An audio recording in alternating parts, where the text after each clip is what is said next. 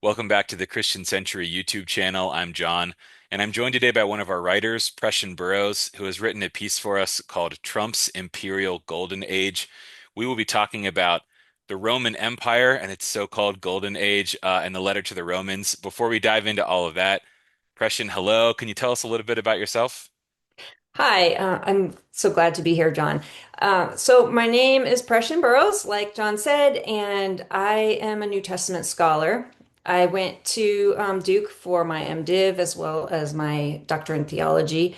I've taught at several different institutions, and I'm now sort of pivoting to work on historical fiction writing set in the first century and sort of illuminating what life might have been like in the Roman imperial period.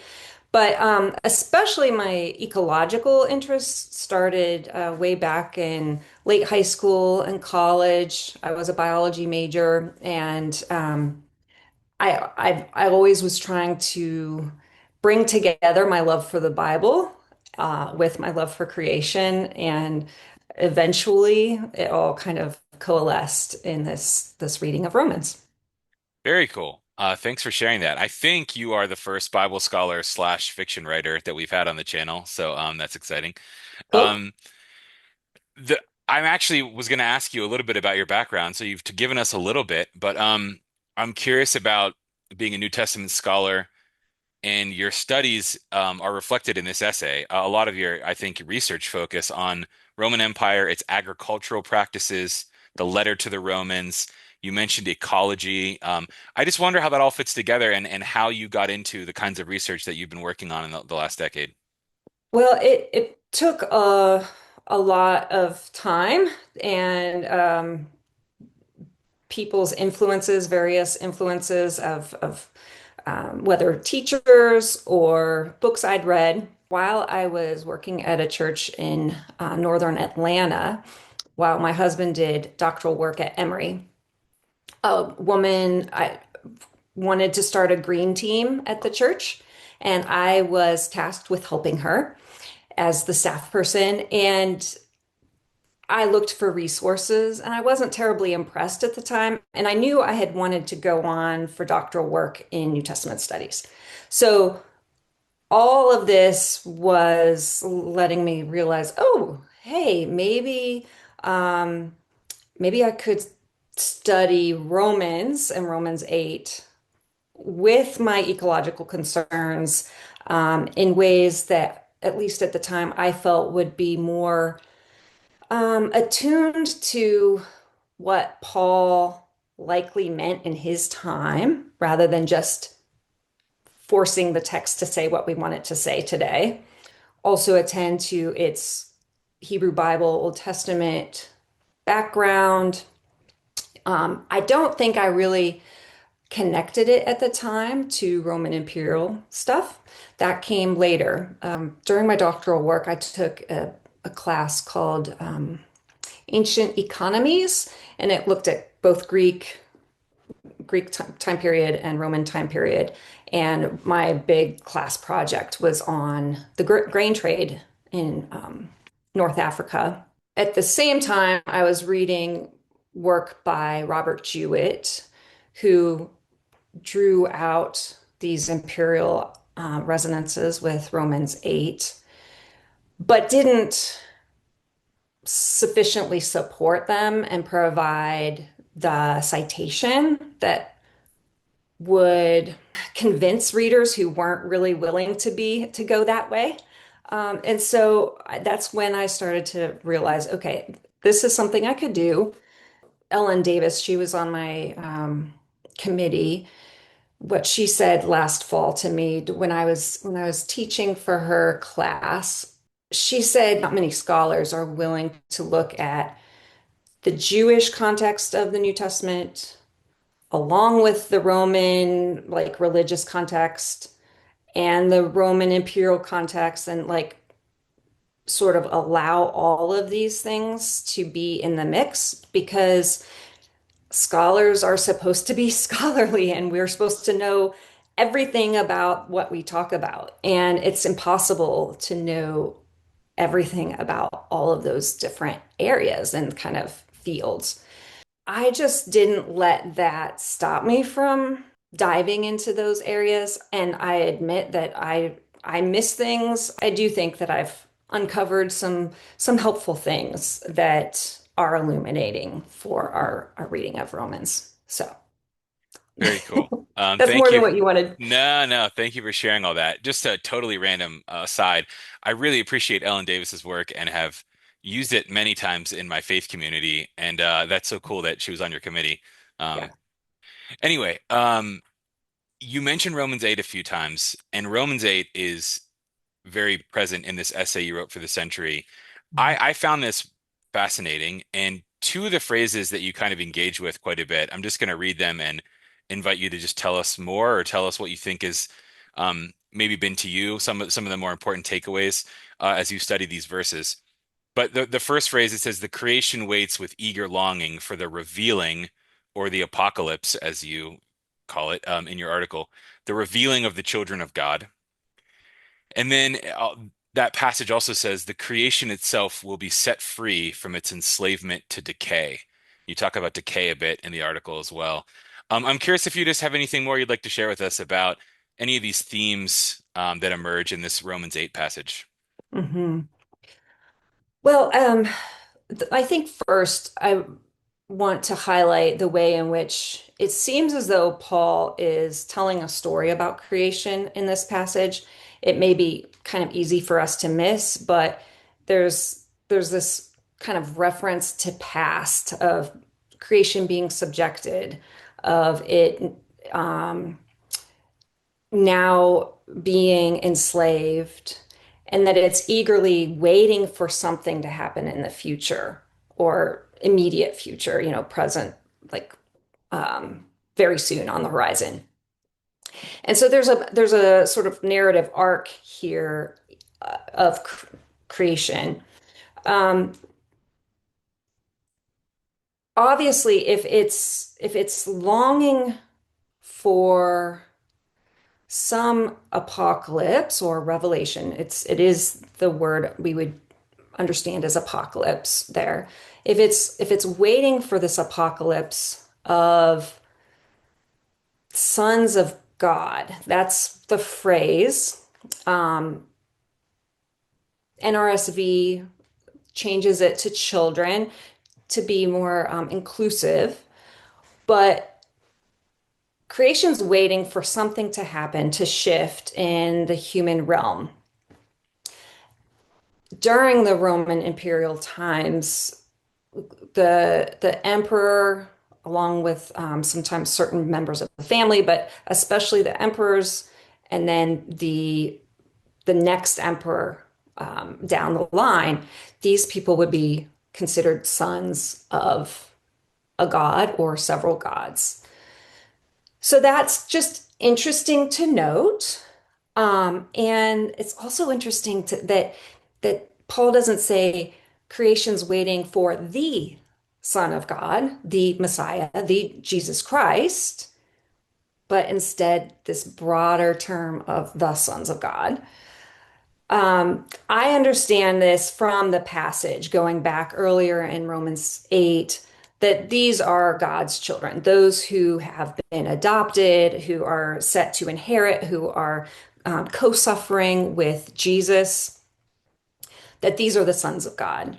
And the revelation is probably something of that eschatological resurrection, glorified humanity thing that Paul talks about in this passage. And it's so creation's eagerly waiting for this. Well, why? Maybe it's because that revelation, that moment of humanity being glorified, will relieve creation of its subjected status, its enslaved condition, so that it can flourish and be what God had intended it to be. Then to move on to to this idea of enslaved to decay. That decay word is probably a bit too narrow of a translation. It makes it sound as though, well, things decay. There's nothing we can do about it. It's just the way it is. But that word actually can refer to death and destruction, and is more primarily death and destruction as opposed to decay. So I would suggest that this enslavement, slavery to something is not just decay, but destruction or ruin or forces of death that are beyond just, oh, this is my natural time to die, and so I die. But some forces, some agents outside of that thing that's being killed is and being enslaved is causing destruction. And so again, I connect this to this apocalypse of the sons of God, the children of God, creation. It will be liberated into the glory of the children of God as well, Paul says. So all of this, I think, shows how non-human creation and human creation are interconnected. What humans do affects non-human creation and vice versa.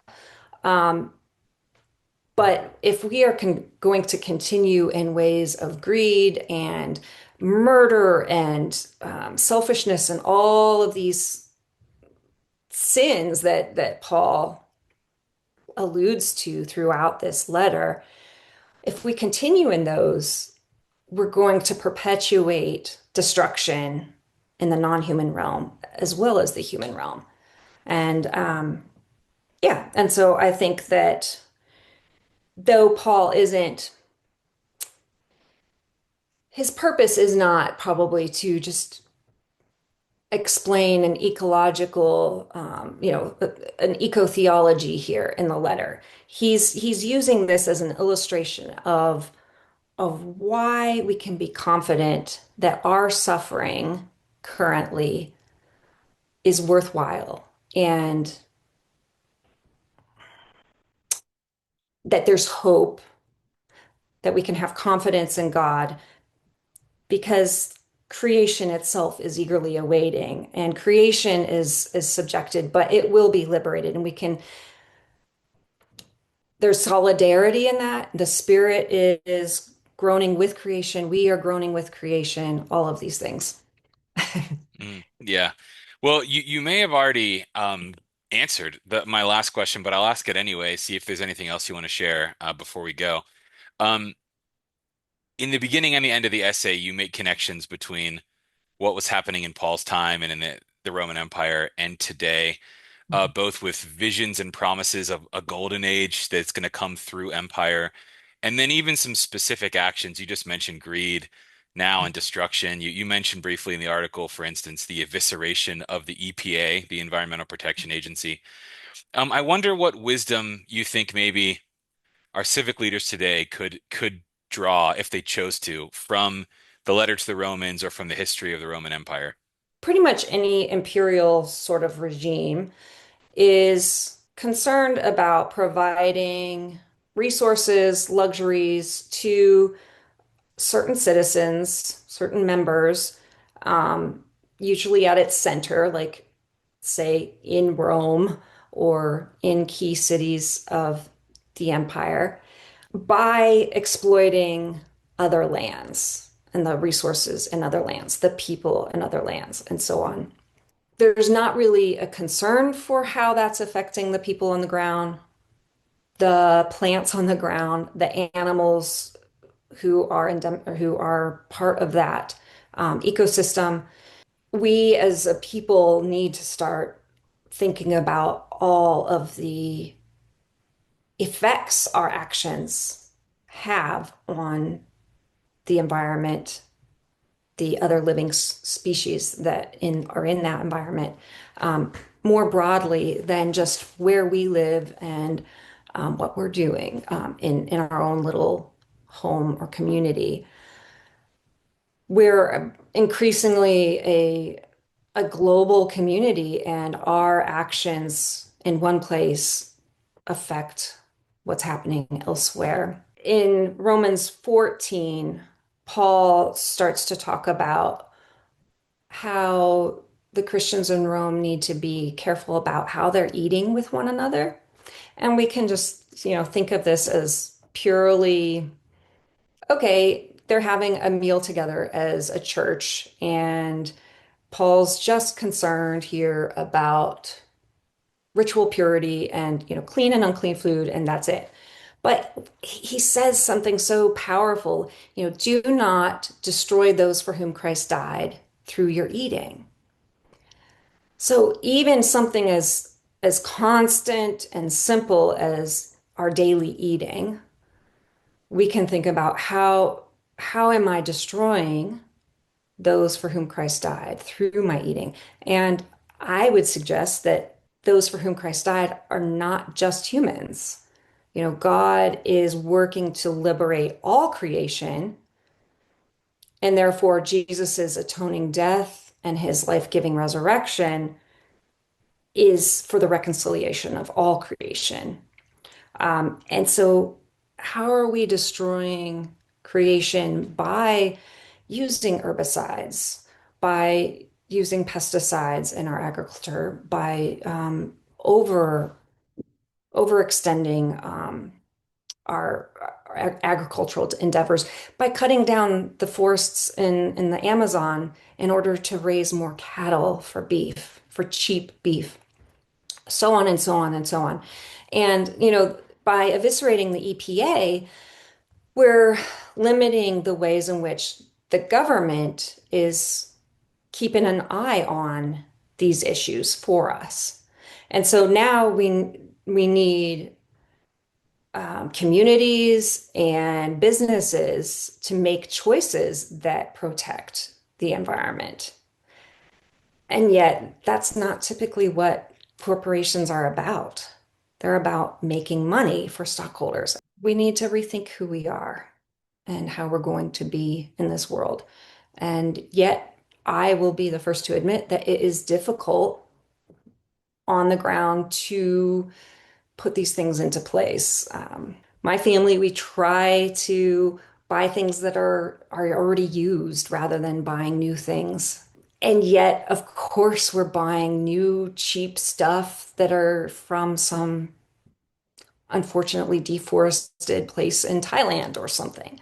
Um, yeah, so there's lots of complex issues. God, I think Paul would encourage us to exercise self-restraint, nurture compassion for those who are other than us, whether that's other people that we don't know and who look maybe different, who believe differently, um, and other organisms in the. Wow, thank you. So much good stuff to think about. Um, Anyone out there who missed this article, there will be a link for this article below in the video description. We'll also include the link down there for Presian's website, presianburroughs.com, where you can check out her whole host of writing from her New Testament scholarship to her book to her fiction that she's writing. Thank you so much for chatting today, Presian. Thank you. Really appreciate it. It's great to be with you.